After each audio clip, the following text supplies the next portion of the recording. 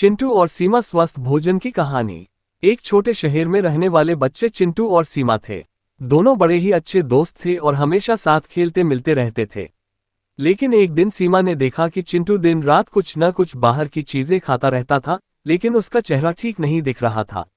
वो हमेशा कुछ न कुछ बाहर की चीज ही खाता और कभी भी घर का खाना ठीक से नहीं खाता था। वह जंक फूड और मिठाइयों को ही अपनी पसंद करता था। सीमा ने चिंटू से पूछा, चिंटू तुम इतना कमजोर क्यों हो रहे हो? तुम्हें क्या हुआ है? चिंटू ने उदासी से कहा, मेरे पास खाने के लिए सिर्फ चीजें हैं, मुझे घर का खाना पसंद नहीं। मुझे सिर्फ चॉकलेट, चिप्स और नमकीन, बर्गर, चाउमीन, पिज्जा खाना पसंद है। मुझे यही सब अच्छा लगता है। सीमा ने कहा, चिंटू तुम्हें अपने खाने पान पर ध्यान देना चाहिए। तुम्हें सेहतमंद खाना खाना चाहिए। सीमा ने समझाया, चिंटू हर खाने का आनंद तभी होता है जब हम सही और स्वस्थ भोजन करते हैं। अच्छा और सही आहार हमारे शरीर को ऊर्जा देता है और हमें तंदुरुस्त रखता है। सीमा ने उसे स्वस्थ आहार के महत्व के बारे में बताने की कोशिश की।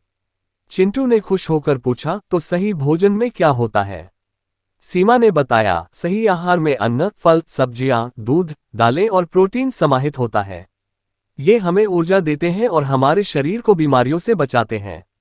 हमें हरी पत्तेदार सब्जियां खानी चाहिए, दूध पीना चाहिए और घी खाना चाहिए।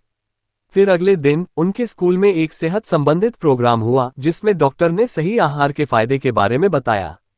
डॉक्टर ने बच्चों को स्वस्थ खाने के तात्विक महत्व के बारे में जागरूक किया, जैसे कि सब्जियों, फलों, दालों, अनाजों के सेवन से शरीर में ऊर्जा बढ़ती है और वो स्वस्थ रहते हैं।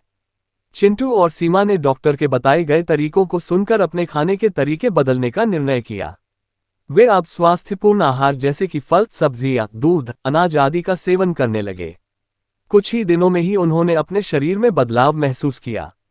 उन्हें न तो अक्सर थकान और कमी महसूस होती थी और न ही उन्हें बीमारी का सामना करना पड़ता था।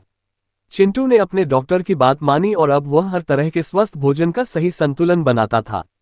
वह नाश्ते में फल, दोपहर के भोजन में दाल, चावल और सब्जी खाता था और शाम को दूध और सूप पीता था। कुछ समय बाद चिंटू ने महसूस किया कि उसका शरीर और मन अब ज्यादा ताकतवर और तंदुरुस्त महसूस कर रहे हैं। वह अब ज्यादा खुश और ऊर्जावान था। उसने अपने दोस्त सीमा का धन्यवाद किया और स्वस्थ भोजन के महत्व को समझ लिया। चिंटू और सीमा के साथ स्कूल में मित्रों और परिवार के सदस्यों को भी स्वस्थ भोजन के महत्व के बारे में जाना।